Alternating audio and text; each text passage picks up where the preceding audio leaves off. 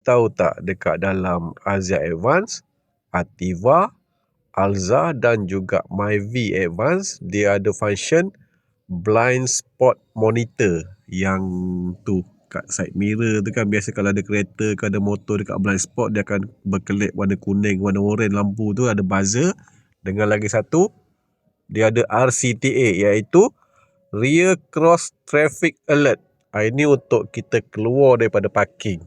Macam mana nak tahu function dua ni dah kita on kan? Jom kita pergi dekat setting. Nampak tu? Bawah sekali vehicle setting. Pergi dekat tu BSM RCTA. Klik kat situ. Tu kita dah on tau. Maknanya kalau dah hijau tu dah on. Kalau off, dia kosong macam tu. Dia tulis BSM off. Lagi satu, RCTA pun dia tulis RCTA off. So kita on kan lah benda ni, dua ni. Okey, kat sini kedudukan sensor dia untuk BSM dan RCTA di penjuru bumper sebelah kanan dan juga di penjuru bumper sebelah kiri, bumper belakang. Okey.